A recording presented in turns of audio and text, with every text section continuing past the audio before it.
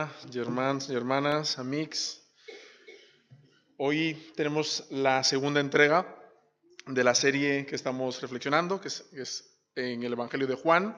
Señales de vida se llama la serie, y es la segunda entrega, pero es la primera señal, no nos equivoquemos, porque yo tengo el listado de las series que quiero dar.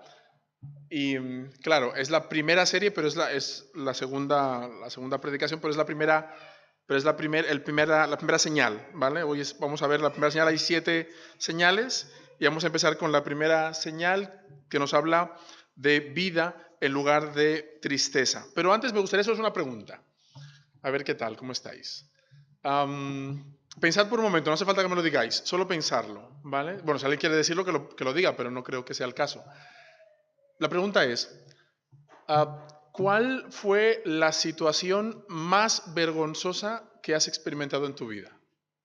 ¿Puedes pensar una situación muy vergonzosa? Muy, muy vergonzosa. ¿Puedes pensarlo? Seguro que a todos nos ha pasado, una situación en la que hemos pasado mucha vergüenza. Por más vergonzosa que sea esa situación, normalmente es una situación que tiene que ver con nuestra reputación, con un sentimiento de vergüenza, pero que se queda en nosotros. Como mucho, puede ser que avergoncemos a otra persona. Los maridos a veces nos pasa que damos vergüenza ajena a nuestras mujeres, ¿no? Y a veces pasa esto, ¿no? Pero aún así, también en el caso de que des vergüenza ajena, se queda en el plano de las emociones, de pasar vergüenza. Ahora, imagínate por un momento que esa circunstancia vergonzante sea tan grave, que ponga en peligro no solamente tu reputación, sino también tu estatus, tu trabajo y el trabajo de toda tu familia. Imagínate, una situación tan avergonzante que ponga en peligro la subsistencia de toda tu familia. De una situación parecida vamos a hablar en esta tarde. Pero antes, una anécdota, que siempre es interesante contar anécdotas antes de empezar la reflexión. Es una anécdota que posiblemente algunos de vosotros la habrá escuchado. Es de una señora que iba a tomar un avión, y al tomar el avión pues fue al aeropuerto, y en las tiendas del duty free del aeropuerto pues compró una bolsa de patatas, compró alguna cosa más y se fue allí a la puerta de embarque a esperar la llamada del avión. Se sentó, puso la bolsa en el suelo, cogió la bolsa de patatas, la puso al lado y metió la mano y empezó a comer patatas, ¿vale? ¿Qué pasa? Que en el otro asiento, estaba vacío, en el otro asiento había una persona, había un caballero que también estaba esperando otro vuelo. Y ve la señora que este señor pone la mano, lanza la mano y coge una patata de su bolsa y se queda ya como así como, oye, no le dice nada, dice, pero es mi bolsa, ¿no? O sea, dice, bueno, una patata, no pasa nada, está bien, que coja una patata. A lo mejor tiene hambre el pobre hombre, no se trajo nada de comer, tiene hambre, que coja una patata, no pasa nada. La cogió y se la come. La señora pues le vuelve a lanzar la mano, come otra patata. Y el señor hace lo mismo, lanza la mano y come otra patata. Y ya la señora estaba un poquito nerviosa, ¿no? Dice, este hombre, vaya morro que le está echando, o sea, se está comiendo mis patatas. Pero bueno, 2 patatas, no pasa nada, está bien. Coge otra patata, se la come. El hombre hace lo mismo, coge otra patata y se la come. Ya la mujer estaba de los nervios, iba a decirle algo ya, pero por vergüenza no le dijo nada. Cogió otra patata a ella, cogió otra patata a él, hasta que acabaron la bolsa. La bolsa se quedó vacía. La mujer llamaron su vuelo, cogió la bolsa que tenía en el suelo, se subió al avión, y cuando estaba ya subiendo todas sus cosas del equipaje, se dio cuenta que su bolsa de patata estaba intacta dentro de la bolsa de regalo que tenía. Y en ese momento sintió mucha vergüenza porque se había comido las patatas del pobre hombre, ¿no? Le había pasado vergüenza la mujer. Y hoy vamos a hablar de eso, de una situación avergonzante como esta. Y vamos a hacerlo basado en el texto del Evangelio de Juan, capítulo 2, versículos del 1 al 11. Y como os he dicho, vamos a hablar de eso, de vida en lugar de tristeza, vida en lugar de vergüenza. Y si tenéis vuestras Biblias, me gustaría que me acompañaseis a leer Juan 2, del 1 al 11. Dice así: al tercer día se celebró una boda en Caná de Galilea y estaba allí la madre de Jesús, y también Jesús fue invitado con sus discípulos a la boda. Y cuando se acabó el vino, la madre de Jesús le dijo: no tienen vino. Y Jesús le dijo: mujer, ¿qué nos va a ti y a mí en esto? Todavía no ha llegado mi hora, dijo Jesús. Su madre dijo a los que servían: haced todo lo que él os diga. Y había allí 6 tinajas de piedra puestas para ser usadas en el rito de la purificación de los judíos. En cada una cabían 2 o 3 cántaros. Y Jesús les dijo: llenad de agua las tinajas. Y las llenaron hasta el borde. Entonces les dijo: sacad ahora un poco y llevadlo al maestresala. Y se lo llevaron. Y cuando el maestresala probó el agua convertida en vino, y como no sabía de dónde era, pero los que servían, que habían sacado el agua, sí lo sabían, el maestresala llamó al novio y le dijo: todo hombre prudente sirve primero el buen vino, y cuando ya han tomado bastante, entonces el inferior. Pero tú has guardado hasta ahora el vino bueno. Y acaba el texto en el versículo 11 diciendo: este principio de señales hizo Jesús en Caná de Galilea y manifestó su gloria, y sus discípulos creyeron en él. Hay una cosa muy interesante en este milagro, que es uno de los milagros más populares que hay en la Biblia. Todo el mundo, aunque no venga a la iglesia, conoce este milagro. Recuerdo de niño, cuando empezaba a ir a la iglesia, amigos míos del barrio que no venían a la iglesia conocían este milagro, conocían la historia en la que Jesús había convertido agua en vino. Todo el mundo conoce esta historia. De hecho, hay la historia de un señor que iba conduciendo por la carretera y un guardia de tráfico le da el alto y el señor apestaba a alcohol. Y el policía le pregunta: ¿usted ha bebido, señor? Y dice: no, yo no he bebido, solo agua, solo he bebido agua. Esta voz que significa que estaba borracho. Y el policía le dice: ¿y todas esas botellas que tiene usted ahí? Y el conductor le dice: aleluya, el Señor lo volvió a hacer. Todo el mundo conoce este milagro, todo el mundo conoce esta historia. Y yo creo que es un milagro muy popular por 2 razones. En primer lugar, porque este milagro asocia a Jesús con la familia. El punto de vista que Jesús tiene de la familia es muy alto, es muy importante. Sabemos, por lo que dice el Evangelio, que Jesús nunca se casó, pero esto no quiere decir que él no tuviese en muy alta estima el matrimonio y la familia. Y Jesús fue invitado a esta celebración. Fue invitado no solamente Jesús, se invitó a la madre de Jesús y también se invitó a los discípulos. Y es interesante esto porque esto me hace pensar que muchas veces nosotros invitamos a Jesús a nuestras fiestas, a nuestras celebraciones. Jesús es el invitado de honor a las cosas que hacemos. A nuestra boda, Jesús fue invitado a nuestra boda, a nuestros proyectos de vida, a los planes que tenemos, invitamos a Jesús para que esté allí presente, o de vez en cuando nos acordamos, dejamos que esté por allí.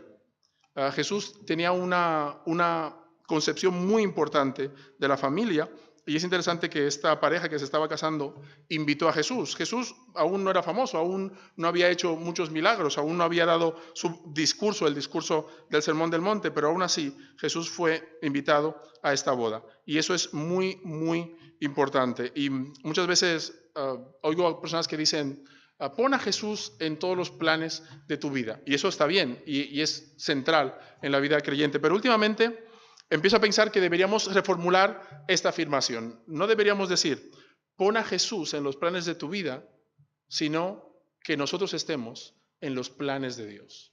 Que nosotros sepamos cuál es el plan de Dios y seamos parte del plan de Dios. No solamente poner a Jesús en nuestros planes, sino nosotros comprometernos con el plan de Dios. La idea que Jesús tenía de la familia era muy alta y este milagro nos lo deja ver. También este milagro es muy famoso porque asocia a Jesús con la alegría.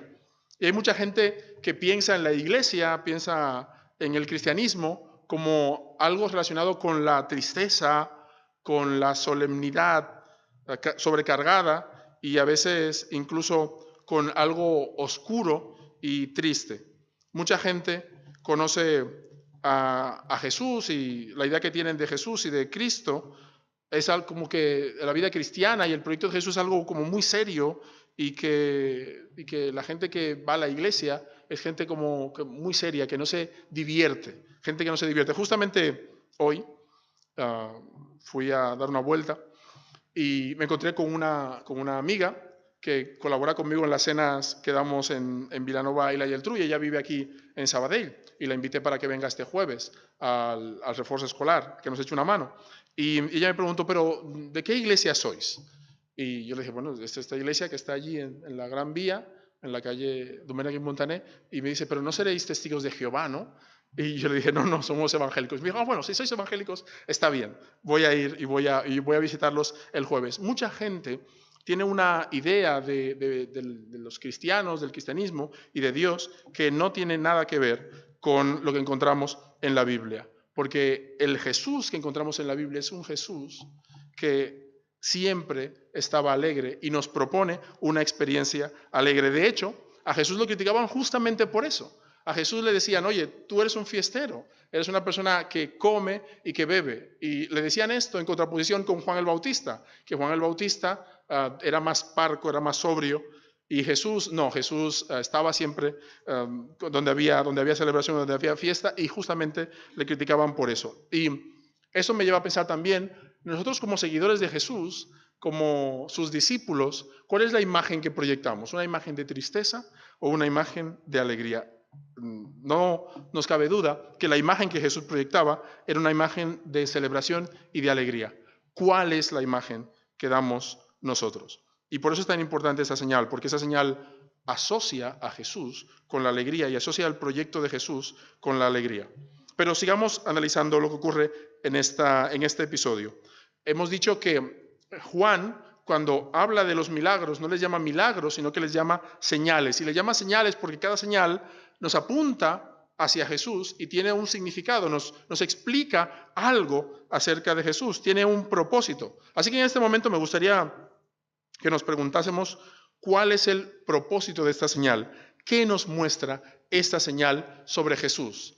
Dijimos la semana pasada que una señal, el concepto que tenemos de señal, es como una señal de tráfico. La señal está allí para que tú sepas que, por ejemplo, la carretera está cortada y que tienes que desviarte. Si sigues recto puedes tener un accidente, tienes que desviarte, tienes que hacerle caso a la señal. La pregunta que nos debemos hacer en esta ocasión es, ¿qué nos muestra esta señal sobre Jesús? ¿Hacia dónde esta señal quiere que dirijamos la mirada? Os propongo tres cosas. La primera, creo que esta señal nos muestra que la creación se sujeta a Jesús, que Jesús tiene toda la autoridad sobre la naturaleza. La semana pasada os explicaba que en este milagro es muy interesante porque para hacer vino necesitas dos cosas, necesitas uvas y tiempo. Uvas y tiempo. Yo no sé mucho de vino, pero vivo allí al lado del Penedés y hay muy buen vino allí en el Penedés. Y de hecho, siempre lo explico, que yo no sabía distinguir un vino bueno de un vino malo hasta que no me mudé allí al Penedés. Entonces, claro, cuando pruebas un vino bueno, entonces ya no puedes beber vino malo, ¿no? Y allí en el Penedés hay vino muy bueno. Yo no sé mucho de vinos, pero sé distinguir un vino bueno. Y para hacer vino necesitas esas dos cosas, uvas y tiempo. Y Jesús hace vino, y no solamente cualquier vino, sino un vino muy bueno, sin ninguna de esas dos cosas, solo con agua. ¿Y qué nos dice esto acerca de Jesús? Que la creación se sujeta a Jesús, la materia se sujeta a Jesús. De hecho, Juan 1.3 dice que todas las cosas por Él fueron hechas y que nada de lo que ha sido hecho sin Él no pudo haber llegado a la existencia. Es decir, que Jesús es el creador de todo y como creador, la naturaleza se sujeta a Jesús. Y si toda la naturaleza y toda la creación se sujeta a Jesús, eso quiere decir que también tú y yo, como parte de la creación y de la naturaleza, también tenemos que sujetarnos a Jesús. Si la naturaleza se sujeta a Jesús, nosotros también debemos sujetarnos a Él, debemos hacerle caso y debemos obedecerle. En segundo lugar, esta señal también nos muestra que Jesús tiene compasión. Jesús tiene compasión de las personas. No sé si en esa boda había otros problemas mucho más urgentes que el hecho de no tener vino, Pero el hecho de que se acabara el vino en una boda judía de aquel tiempo era algo muy importante, era algo muy, muy serio. Si nosotros lo leemos desde nuestro punto de vista hoy en día, podríamos decir, bueno, se acabó el vino, no pasa nada, pueden beber Coca-Cola. A mí no me gusta Coca-Cola, pero no pensamos, pues si no hay vino, que beban agua, ¿no? No sé si habéis pensado eso alguna vez al leer este milagro, ¿no? Nos preguntamos, ¿y por qué era tan importante el vino? ¿Qué pasa con esto? Mirad, por una razón muy sencilla, En aquella época, las bodas no eran como las bodas nuestras de hoy en día, sino que eran verdaderas celebraciones, grandes celebraciones. Una boda podía durar una semana completa, una semana de fiesta. Y normalmente en el contexto de las pequeñas aldeas, ese era el gran evento del año era la boda de aquella pareja. Y todo el pueblo y toda la aldea estaban meses y meses esperando esa celebración. Y invitaban a todo el pueblo para que se divirtieran, para que festejaran, para que se alegraran junto con la familia. Y era no solamente una cuestión de invitar a los amigos, a la gente allegada, a los conocidos, no, invitaban a todo el mundo. Y era una cuestión de honor y vergüenza. Honor y vergüenza. Y el honor y la vergüenza en la cultura mediterránea de aquella época lo era todo. Si tú perdías el honor, lo perdías todo. En aquella época no se hacían contratos, como hoy en día que firmamos un contrato, lo llevamos ante el notario, sino que los contratos se firmaban con un apretón de manos. Y la gente confiaba en la palabra del otro. Lo que tú decías tenía que cumplirse y ponías tu vida para que eso se cumpliera. Y eso era el honor. Y perder el honor era perder la posibilidad de que la gente confiara en ti y de poder tener negocios e intercambiar materiales o bienes con otras personas. Es decir, si perdías el honor, lo perdías todo. Por eso empezamos hablando que en esta situación de vergüenza implicaba que toda la familia podía irse a la bancarrota. Era una cuestión muy, muy importante. El hecho de que faltara vino podía hacer que toda la familia cayese en bancarrota. Es decir, que no era una cuestión menor. De hecho, en la época de Jesús, en el siglo I, conocemos la historia de una familia a la que la llevaron a juicio porque se le acabó el vino. En la historia judía de aquella época hay una familia a la que se le llevó a juicio por eso, porque habían invitado a todo el pueblo a la boda y al tercer día se les acabó el vino. Y la gente de la ciudad le llevaron a esa familia a juicio porque decían, oye, ¿cómo es posible? ¿Cómo se te ocurre hacer una boda y que al tercer día se acabe el vino? No puede ser, eso es inconcebible. Y ya podéis imaginar, pues evidentemente esta familia cayó en bancarrota. Y este era el gran peligro que experimentaban la familia de los novios y por eso la madre de Jesús rápidamente le dice, oye Jesús, tenemos un problema, no tienen vino. Y Jesús tiene compasión de esa pareja y compasión de esa familia. Así que este milagro, esta señal, nos dice que Jesús tiene compasión de las personas. Jesús se compadece de los problemas y las necesidades de los seres humanos. Y si Jesús se compadeció de ellos, también se compadece de nosotros. En medio de los conflictos, de las crisis y las dificultades, podemos confiar en que el Señor tiene compasión de nosotros. Hay una escena del Evangelio de Marcos más concretamente, que siempre me llamó la atención, siempre me llamó la atención. Está en Marcos capítulo 1, es la escena de un hombre que tiene lepra y que está fuera de la ciudad de Jericó y que él necesita ser sanado y le pide a Jesús que por favor le sane. Jesús le pregunta, ¿qué quieres que te haga? Y él dice, quiero ser sano. Y Jesús dice, quiero sanarte. Y Jesús le toca. Y dice el texto que al tocarle, el hombre se sanó. Y hasta ahí, bien, ¿no? Todo correcto. Jesús hacía milagros y sanaba a las personas. Pero hay un elemento interesante, y es que al Jesús tocar a este leproso, según la ley judía, Jesús, este leproso que era inmundo, le pasa la inmundicia a Jesús. Y entonces Jesús se vuelve inmundo. Según la ley, si tocas a una persona enferma, tú pasas a ser inmundo, es decir, no puedes entrar en la ciudad. Y el texto acaba diciendo que ya Jesús no podía entrar en la ciudad. Es decir, Jesús se identifica, tiene tanta compasión con este enfermo que comparte su vergüenza para poder sanarle. Comparte su condición de inmundo para poder sanarle. Jesús se implica en la vida de este hombre. Jesús podía haber sanado a este hombre solamente con su palabra, pero Jesús le toca. ¿Y por qué Jesús le toca? Porque Jesús tiene compasión. Jesús se compadece de las personas. Así que en medio de las crisis, de los problemas y las dificultades, podemos confiar en que el Señor se compadece de nosotros. Eso es lo segundo que nos dice este milagro, que Jesús tiene compasión de nosotros. Y en tercer lugar, pienso que este milagro no solamente nos revela que la creación se sujeta a Jesús y que Jesús tiene compasión de los seres humanos, sino también este milagro hace que tengamos muy claro dónde está la verdadera celebración.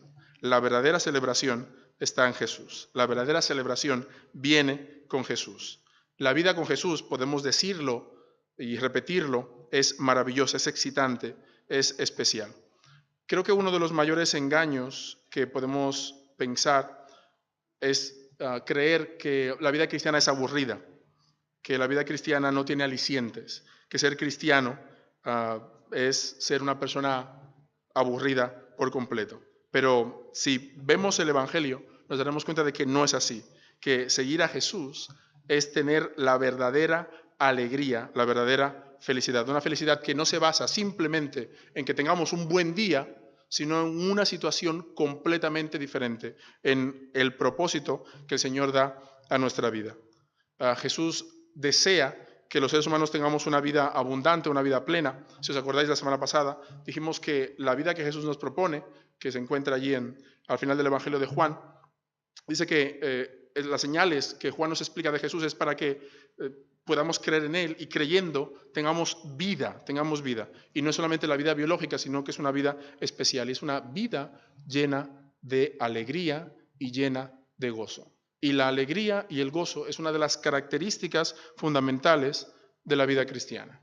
La alegría, el gozo, la felicidad y la esperanza es una de las características más importantes de la vida cristiana. Por ejemplo, Romanos 14:17 dice que el reino de Dios no consiste en comida o bebida, sino en justicia, paz y amor.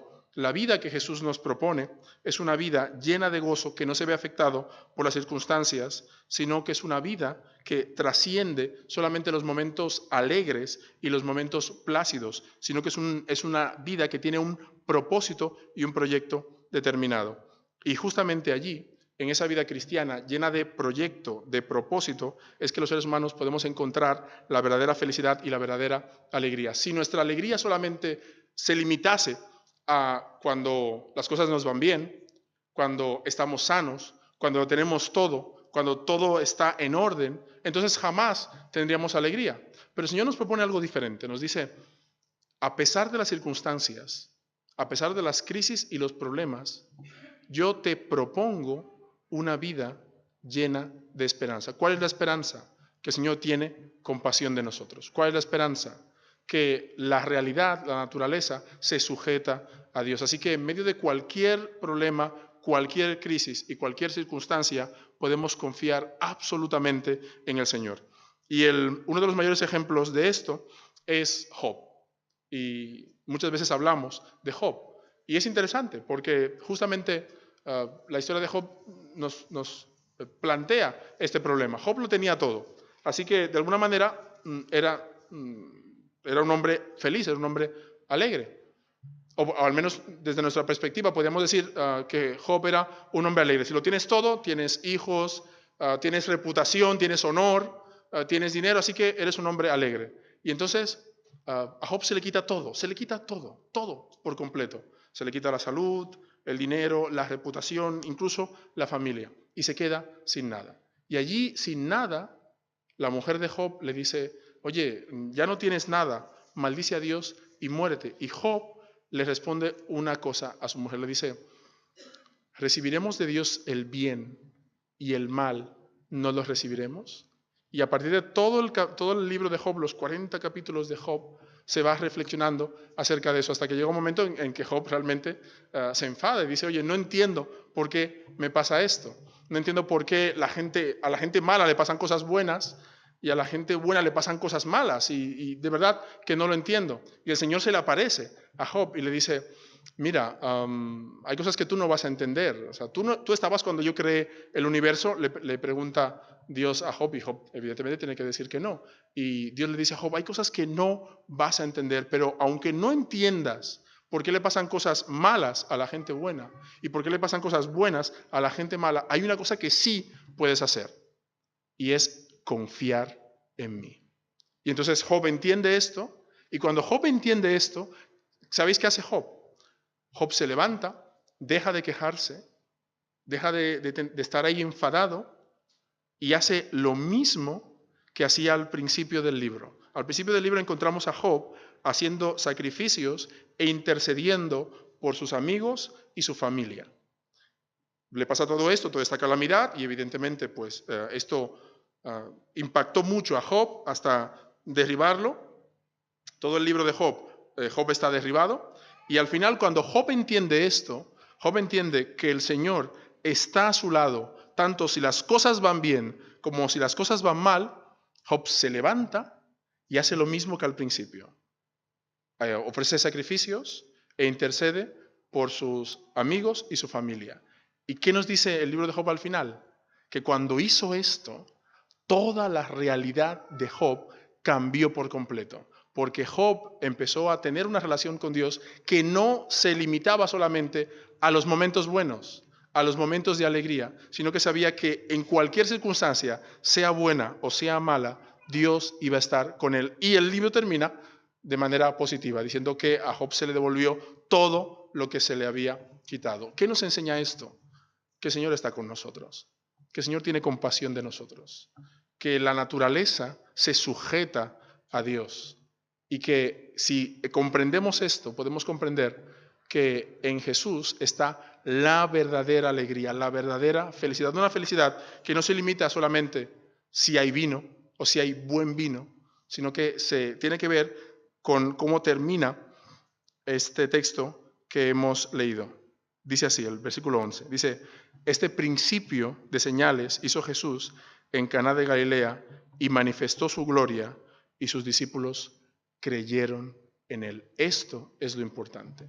Nuestra fe, nuestra confianza tiene que ser puesta en el Señor. Y si nuestra fe y nuestra confianza está en el Señor, da igual los problemas, da igual las circunstancias, da igual incluso la falta de vino, podemos confiar en que la naturaleza se sujeta al Señor, que el Señor tiene compasión de nosotros, y que si estamos cerca de Él y si dependemos de Él, entonces nuestra vida será una vida que se caracterizará por la verdadera alegría. No una alegría limitada a las circunstancias, sino una alegría basada justamente en la grandeza y el poder de nuestro Señor.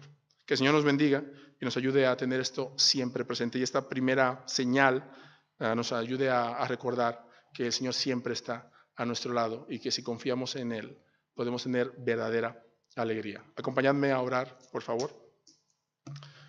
Señor, te damos las gracias por que tú dejaste este registro. Gracias, Señor, porque nos propones una forma de relacionarnos contigo que no se limita simplemente a los momentos buenos y agradables, sino que en cualquier circunstancia podemos confiar en ti, que tú estás allí, que tú estás presente, que te apiadas de nosotros, aunque estemos perdidos y no sabemos hacia dónde tenemos que ir. Gracias, Señor. Gracias porque tú quitas de nosotros la vergüenza y nos ofreces una vida llena de alegría real, de felicidad, de gozo y de esperanza. Permite que nuestras vidas estén caracterizadas por esa alegría, por ese gozo, por esa esperanza, y que la gente que nos rodea pueda ser impactada con esta esperanza que nosotros tenemos. Te lo pedimos en tu nombre, Señor. Amén. Reaching heaven with us.